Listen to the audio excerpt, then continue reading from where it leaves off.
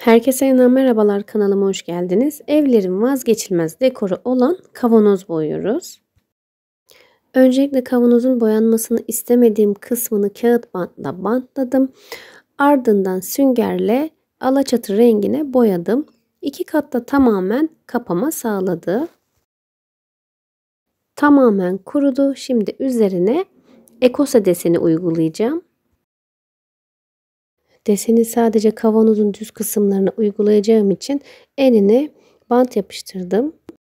Yani boyayacağım kısımla boyamayacağım kısmı ayırmış oldum. Daha sonra bantı dik olarak yapıştırdım.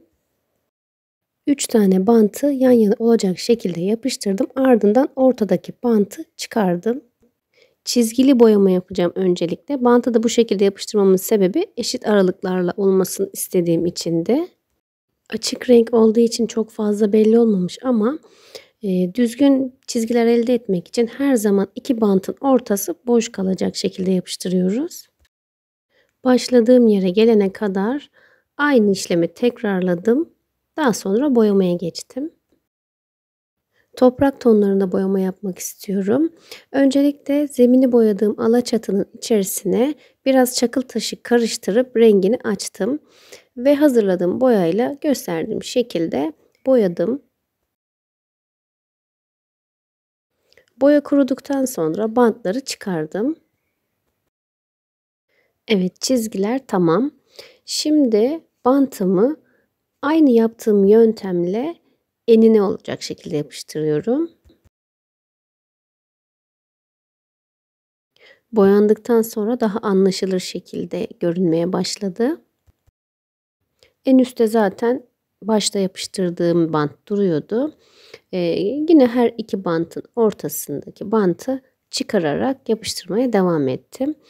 Az önce hazırladığım karışımla bu kısımlarını da boyadım. Boyadıktan sonra bantları çıkarmadım ama boyamın kurumasını bekledim. Daha sonra dik olacak şekilde tekrar bant yapıştırdım.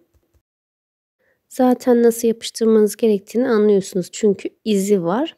O izlerin üzerinden aralıklı olacak şekilde yapıştırdım. Buraları da çakıl taşı rengine boyayacağım.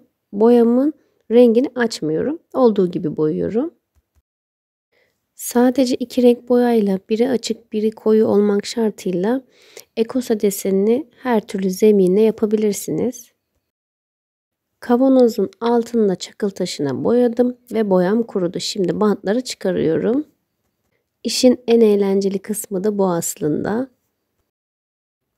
Alttaki boyanın kalkmaması için kağıt bant kullandım ve boyadığınız kısımlarında tamamen kurumuş olması gerekiyor ki bantları çıkartırken boyanız zarar görmesin.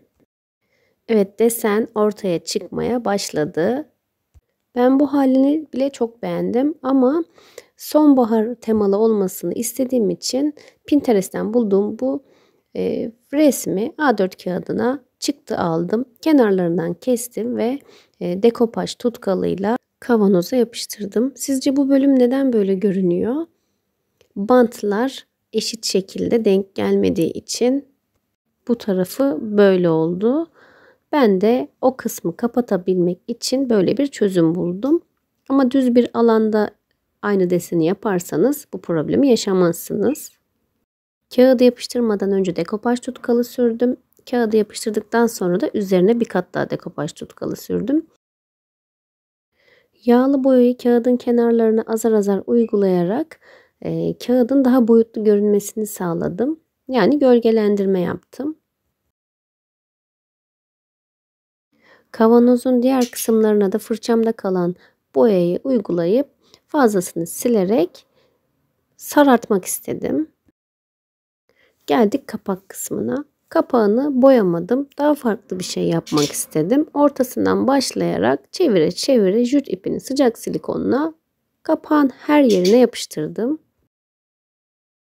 Yapıştırdıktan sonra ipin tüylenmiş kısımlarını yaktım. Elimde böyle bal kabağı, yaprak, ayçiçeği figürleri vardı.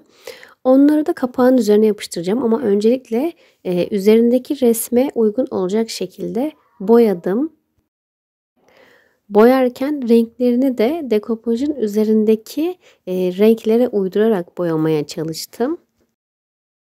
Gerekli ayarlamaları yapıp yerleştirdikten sonra sıcak silikonla yapıştırdım. Tam da sonbahara yakışan bir kavanoz oldu. Bütün işlemler bittikten sonra kavanozu ve kapak kısmını su bazlı vernikle vernikledim. Vernikledikten 21 gün sonra kavanozu elde yıkayabilirsiniz ama kapak kısmını maalesef yıkamıyoruz. Nemli bir bezle tozunu alarak temizliğini gerçekleştirebilirsiniz. Doğal rafya bağlayarak küçük bir süsleme daha yaptıktan sonra çalışmamı bitirdim. Eğer videoyu buraya kadar izlediyseniz minicik de olsa bir yorum yaparsanız çok mutlu olurum. Evet, sonbahar konseptli kavanozumuz hazır. Siz bu kavanozu nasıl dekore ederdiniz? Salona mı koyardınız yoksa mutfağa mı? Fikirlerinizi bekliyorum. Bugünlük de benden bu kadar. Videoyu beğendiyseniz eğer beğen butonuna basmayı, kanalıma abone olmayı ve yanındaki zil işaretine tıklayarak bildirimleri açmayı unutmayın. Bir sonraki videolarda görüşmek üzere. Kendinize çok iyi bakın. Hoşça kalın.